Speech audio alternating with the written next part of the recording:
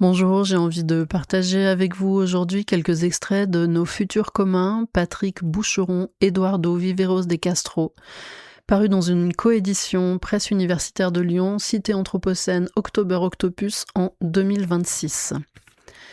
Il s'agit d'une rencontre inédite qui a eu lieu entre l'historien Patrick Boucheron et l'anthropologue Eduardo Viveros de Castro lors du festival à l'école de l'Anthropocène en 2025. Cette rencontre est animée par la journaliste Julie Clarini. Je tiens d'emblée à exprimer mon malaise quant à l'utilisation du terme indien dans ce texte, un terme qui est non seulement faux, mais également insultant et raciste. Je vous prie de m'en excuser. Julie Clarini. Revenons un instant sur une idée un peu paradoxale issue de cette exposition Amazonie, le futur ancestral. Elle postule que les Amérindiens, les Indiens d'Amazonie, seraient comme des survivants du futur. Est-ce que vous pouvez nous expliquer ce retournement qui consiste à voir, par-delà les discours sur la fin du monde, les Indiens comme étant des images de ce que nous allons devenir? Que signifie en réalité cette expression « survivant du futur » ? Eduardo Viveros de Castro. L'expression « futur ancestral » a été formulée par un penseur indigène, Ailton Krenak, qui a fait la jonction apparemment paradoxale entre le futur et l'ancestralité. Il joue avec cette idée que, quand on parle de la fin du monde, on oublie que pour la moitié du monde, les peuples du Nouveau Monde, celui-ci a fini au XVIe siècle, et que pourtant, ces gens ont résisté, ont survécu, et qu'ils sont toujours là. Et non seulement ils sont toujours là, mais leur population augmente, et ces gens commencent à avoir une visibilité qu'ils n'avaient pas il y a 10 ans ou 20 ans. Désormais, tout le monde entend parler de peuples indigènes, qui représentent selon l'ONU 6% de la population mondiale.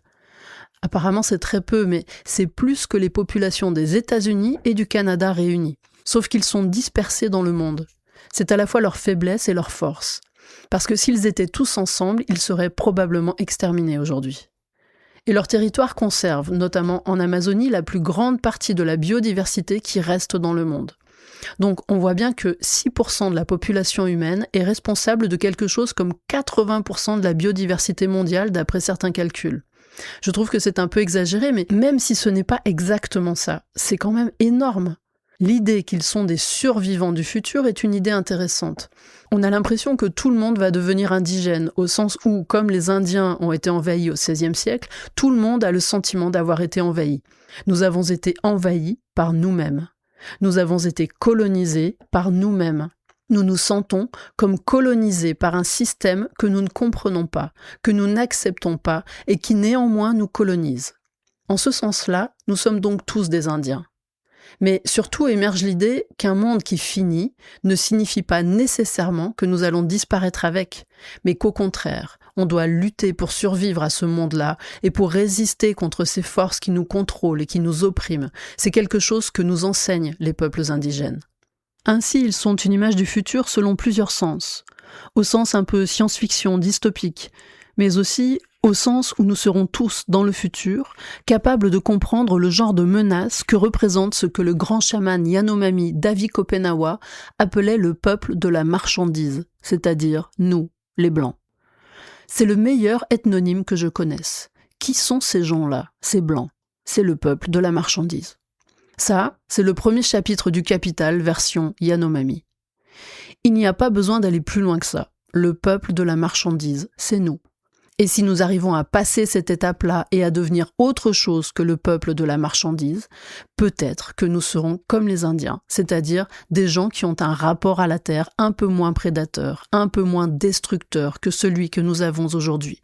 Je pense que l'Anthropocène est une époque historique, donc quelque chose de temporel, certes, mais qui a un rapport avec un espace, un lieu, et ce lieu est la Terre.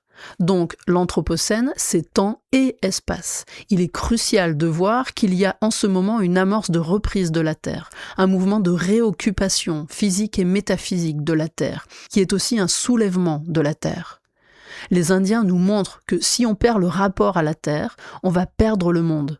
Les Indiens, en ce sens-là, sont des gens qui pointent vers le futur. Le futur a déjà commencé. Il a commencé quand on s'est rendu compte qu'une espèce qui entre en contradiction avec la Terre est condamnée à l'extinction.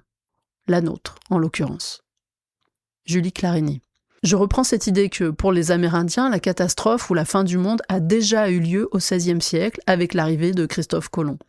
Cela me fait penser à des propos tenus par la philosophe belge Isabelle Stengers. Avec la fin du monde, c'est comme avec tout, il faut être polythéiste. Peut-être qu'il n'y a pas une, mais des fins du monde, et que le reconnaître est un préalable à toute conversation. Patrick Boucheron. Oui, et il convient de rappeler que dans la culture juive et chrétienne, la fin du monde a déjà eu lieu. Le mythe biblique du déluge, qui reprend des récits mésopotamiens, est une histoire pour tant de crises, qui relance l'espérance. Nous vivons un recommencement. Car Dieu, mécontent de nous, a voulu annihiler l'humanité. Il a ouvert les sources de l'abîme et les écluses du ciel pour que se déversent sur la terre les eaux vengeresses. Quelques-uns ont survécu et nous sommes, les filles et les fils de Noé, mais aussi les animaux non humains, les descendants de ces quelques survivants. Nous vivons donc déjà notre deuxième chance, ce qui est au fond la situation amérindienne, vivre après le désastre et prévenir sa répétition.